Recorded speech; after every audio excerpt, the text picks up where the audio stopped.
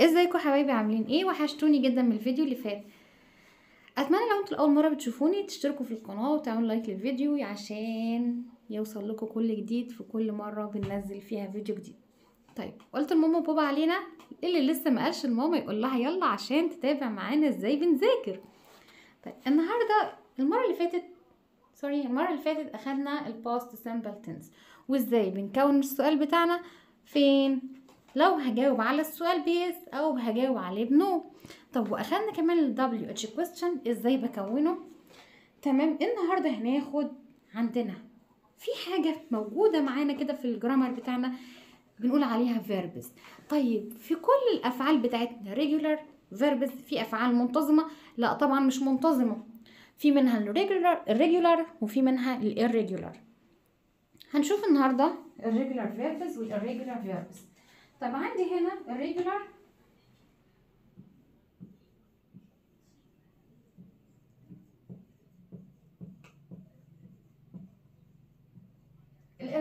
الريجولار verbs زي ايه؟ زي افعال بقول عليها محترمه بينفع يتحط لها الاي دي. تمام، بتتكون بقى السؤال بتاعي ازاي او الستيتمنت بتاعتي ازاي بتتكون؟ عندنا هنا من السبجكت اللي هو مين؟ اللي هو الفاعل. طيب ومعاها كمان الفيرب بتاعنا. الفيرب بتاعنا ده بقى اللي عامل لنا المشكله النهارده. في فيرب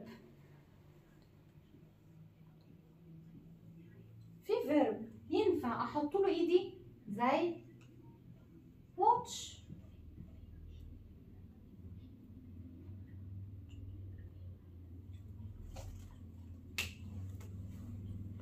سوري،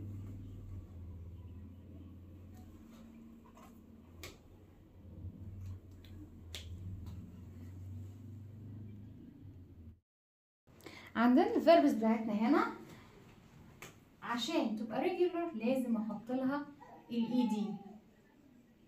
طيب في افعال ينفع احط لها الاي دي زي ايه؟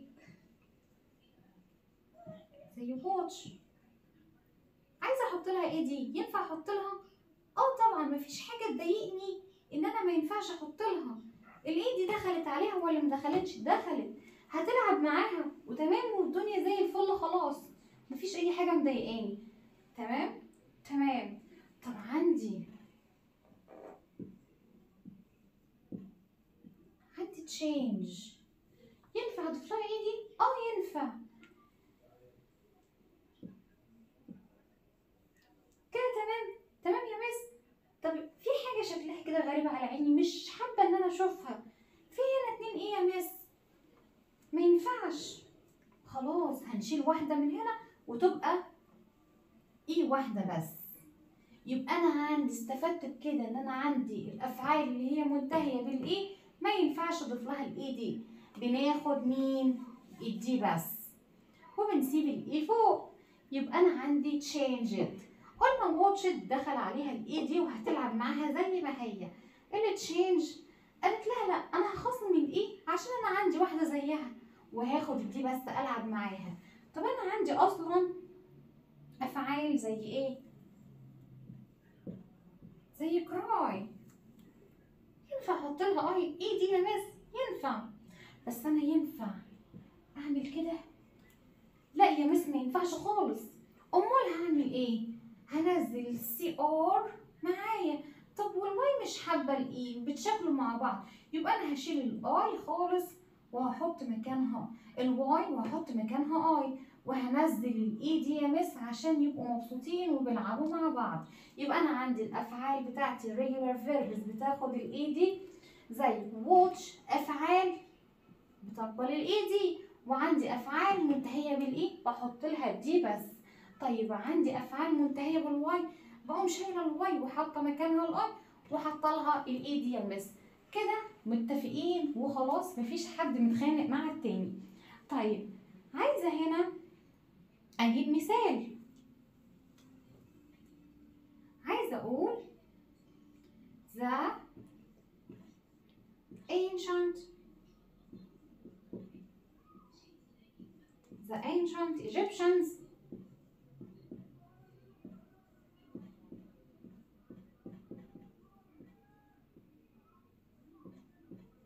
loved. عندي الفعل بتاعي love اساسا منتهي بالايه، حطيت له دي بس، مرضاش ياخد الايه معاه فحطيت له دي بس. loved their pets. القدماء المصريين حبوا الحيوانات الأليفة بتاعتهم. طب انا عندي قلنا ان هنا love منتهي اساسا بالايه، فضفت له دي وخلاص وانتهينا على كده وشكرا. طيب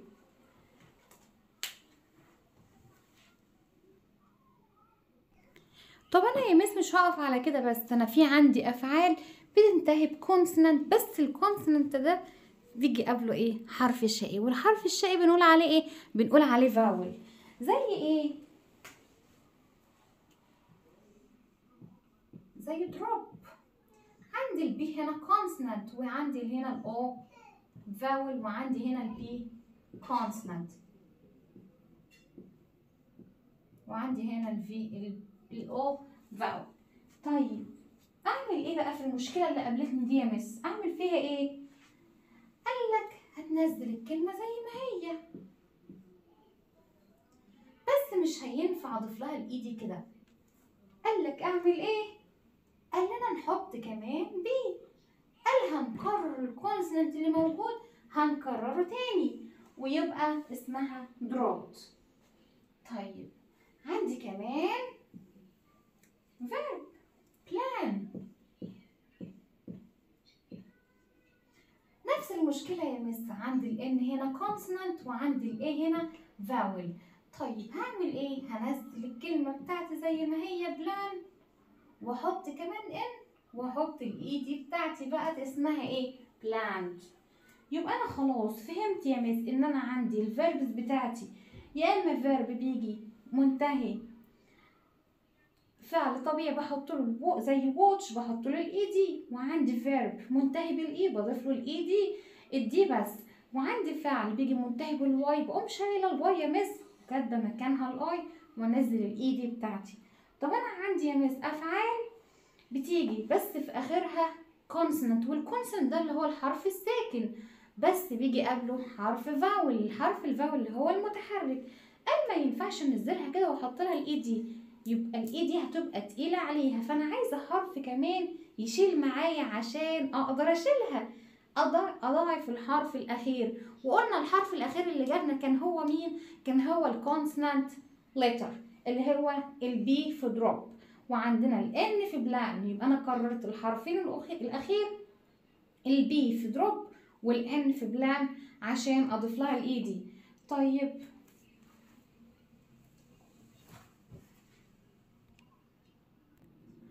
طيب هنكمل بقية الدرس بتاعنا. احنا قلنا ان في regular verbs وعندنا irregular verbs، هناخد دلوقتي irregular.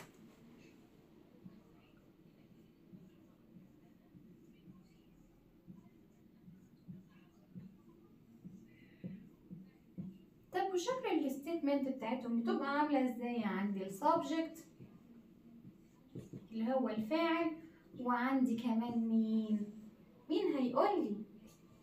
التصريف التاني. التصريف التاني اللي هو ايه؟ وعندي بقية الجملة بتاعتي. طيب التصريف التاني للفعل اللي هو مين؟ اللي هو الماضي بتاعي من الفعل بتاعي. طيب عندي eat، ينفع احط لها ايه دي وتبقى eated؟ خالص ما ينفعش، امال هتبقى ايه؟ ate. ما هو شاذ عشان كده يا مس ما بينفعش ان هو ياخد الايد خالص، بغير من شكل الفعل بتاعي وبحفظه زي ما هو. عندي كمان come، ينفع اضيف لها الدي بس وتبقى comed؟ لا ما ينفعش خالص، بتبقى came. طب عندي مين كمان؟ عندي keep، ينفع اضيف لها اضاعف الايه كده واحط لها الايد زي ما عملنا في الفعل اللي فات؟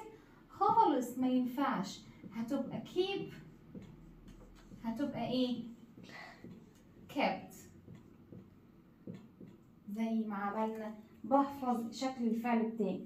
طب عندي كمان ايه؟ عندي become، هتبقى became. وعندي فعل كمان مين هيقولهولي يا شطار؟ مين؟ teach.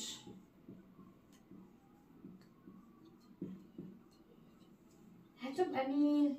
هتبقى taught. يبقى انا عندي الافعال بتاعتي افعال بتيجي وبحفظها زي ما هي، ما بغيرش من شكلها خالص، بل بالعكس هي بتيجي بالشكل بتاعها بتجيلي بالتصريف التاني من الفعل ده. بحفظ زي ما هو بيجيلي الفعل بتاعي في البريزنت، والتصريف التاني اللي هو في الماضي بحفظه زي ما هو. بنقول عليهم ايه؟ بنقول عليهم irregular verbs. بيجي معايا السبجكت والتصريف التاني الشكل التاني للفعل بتاعي اللي هو بيكون في الماضي، وبكمل بقية الجملة تبعتي. اتمنى ان انتوا تكونوا استفدتوا حتى لو معلومة بسيطة. اتمنى ان الفيديو يكون عجبكم وتعملوا لايك للفيديو وتشتركوا في القناة. اشوفكم في فيديو جديد ان شاء الله، والسلام عليكم ورحمة الله وبركاته.